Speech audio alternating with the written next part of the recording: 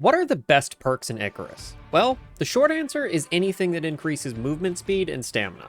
If that's all you need to know, I'm glad I could help. But if you're interested in seeing why, stick around and find out. For this, I'm going to be showing tests on two different characters. The first one has no perks, and the second one has every perk. And on a quick side note, you can't actually get every perk in the game. This character was modified for testing purposes. If you do want to know how to do this yourself, let me know down in the comments. Some of the most important perks you should get first are as follows. Swift Survivor, Chase him down 1 and 2, Get Up and Go, the 3 Biome Masteries, Ready to Work, and by far the most important one, Plyometrics. Some other perks that pair well with those but aren't necessary, Exotic Sprinter, Night Owl, and Quick Getaway. So now onto the tests. These tests show the difference that the speed and stamina perks can make when it comes to travel distance, travel time, and your survivability.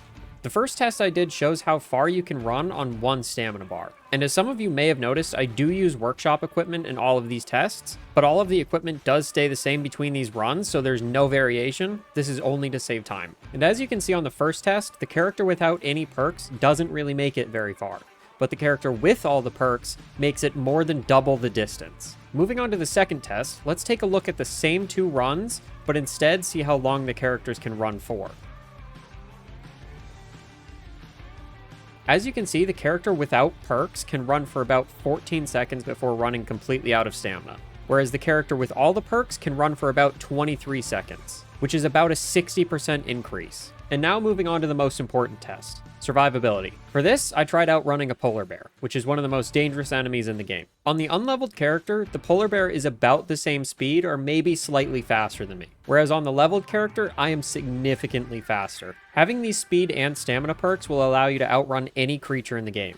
I mean, seriously, the only way you can die using these is like weather or fall damage. All the hostile creatures become a complete joke to you. And now onto the single best perk in the game, Plyometrics. This is the same as the first test, except instead of running, I use jump running. This gives enough extra stamina to go around the island for more than 3 laps compared to the 1 that you normally get. And if you know how to use this perk right, you can literally go minutes without having to regain any stamina, which makes this easily the best perk for long distance travel, speed running, or just casually playing. But now you may be wondering what to do with your extra perks, now that you're faster than Usain Bolt, that is. Well, here's a few of my personal recommendations that make the game way easier. Wood Breakdown, Seasoned Logsman, Carry On, and lastly, whichever combat tree you prefer the most. I personally go with Spears because it can increase your speed even more, but these are honestly personal choice. You can go with whichever tree you like the most. Alright, so now let's talk about the solo perks. And keep in mind that these do only work while playing alone, but the ones that I would recommend are as follows.